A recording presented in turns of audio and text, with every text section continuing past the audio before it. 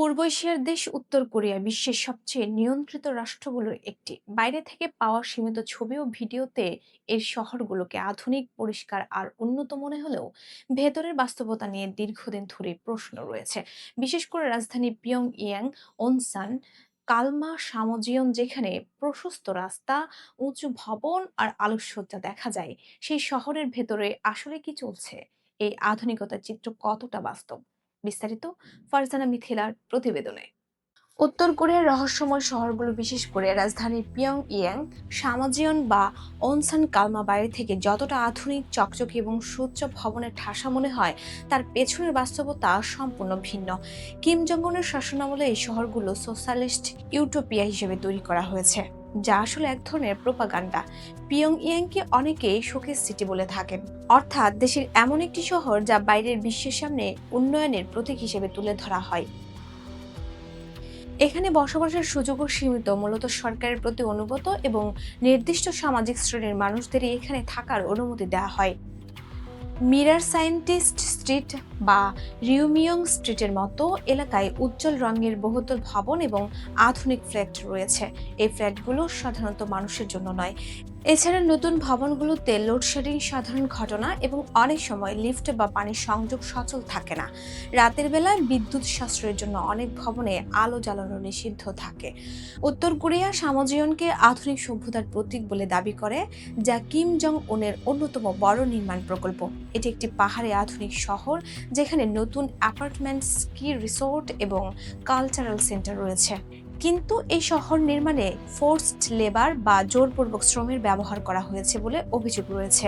এখানে সাধারণ মানুষকে তাদের পৈতৃক ভিটা থেকে উচ্ছেদ করে নতুন এলাকায় নেওয়া হয়েছে, যেখানে বয়স্করা নতুন পরিবেশের সাথে মানিয়ে নিতে না পেরে চরম মানসিক ও শারীরিক কষ্টে ভুগছেন।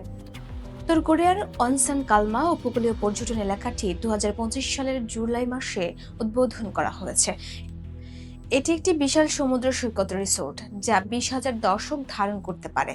উদ্বোধনের পর থেকে এখানে উল্লেখযোগ্য কোনো বিদেশি পর্যটক নেই, মূলত রুশ পর্যটকদের জন্য এটি খোলা হয়েছে। এটি অনেকটা প্রদর্শনীমূলক রিসোর্ট, যেখানে দর্শনার্থী না থাকায় অনেকটা জনমানবহীন। এছাড়া দক্ষিণ কোরিয়ার সীমান্তের কাছে অবস্থিত উত্তর কোরিয়ার কিজংদং নামে পরিচিত এলাকাটি পুরোপুরি একটি প্রোপাগান্ডা শহর। বাইরে থেকে দেখতে একটি সম্পূর্ণ নির্মিত একটি শহর মনে হলেও এটি আসলে একটি গোস্ট টাউন। ভবনগুলোর ভেতরে আসল কোনো রুম বা আসবাবপত্র নেই, জানালাগুলো কেবল পেইন্ট করা। উত্তর কোরিয়ার নেতৃত্বে বর্তমানে আছেন কিম জং উন। তার নেতৃত্বে রাজধানীতে বেশ কিছু বড় নির্মাণ প্রকল্প দেখা গেছে। নতুন আবাসিক ভবন, বিনোদন কেন্দ্র, এমনকি আধুনিক হাসপাতালও নির্মাণ করা হয়েছে বলে রাষ্ট্রীয় প্রচারে দেখা যায়। তবে বাস্তবতা নিয়ে ভিন্ন তথ্যও সামনে আসে। আন্তর্জাতিক মানবাধিকার পরিস্থিতি পর্যবেক্ষণ করা হিউম্যান রাইটস ওয়াচের মতে, উত্তর কোরিয়ার সাধারণ মানুষের জীবন কঠোরভাবে নিয়ন্ত্রিত। চলাচল, তথ্য প্রাপ্তি, এমনকি বাসস্থান সবকিছুই সরকারের অনুমতির উপর নির্ভরশীল।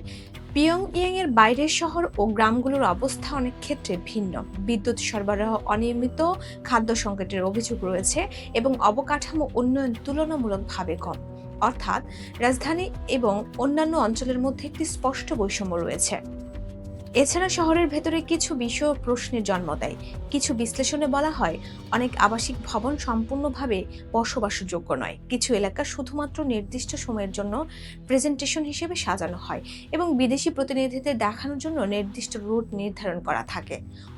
ওয়ার্ল্ড ব্যাংকের কাছে যদিও উত্তর কোরিয়া নিয়ে সরাসরি তথ্য সীমিত, তবে সামগ্রিকভাবে দেশটির অর্থনৈতিক বিচ্ছিন্নতা এবং সীমিত বাজার ব্যবস্থা উন্নয়নের গতি কমিয়ে দিয়েছে, এমন ধারণা বিশ্লেষকদের মধ্যে রয়েছে। আরেকটি গুরুত্বপূর্ণ বিষয় হলো তথ্য নিয়ন্ত্রণ। দেশটিতে ইন্টারনেট ব্যবহারের সুযোগ খুব সীমিত, বিদেশি মিডিয়া প্রায় নিষিদ্ধ এবং রাষ্ট্রীয় প্রচারই মূল তথ্যের উৎস।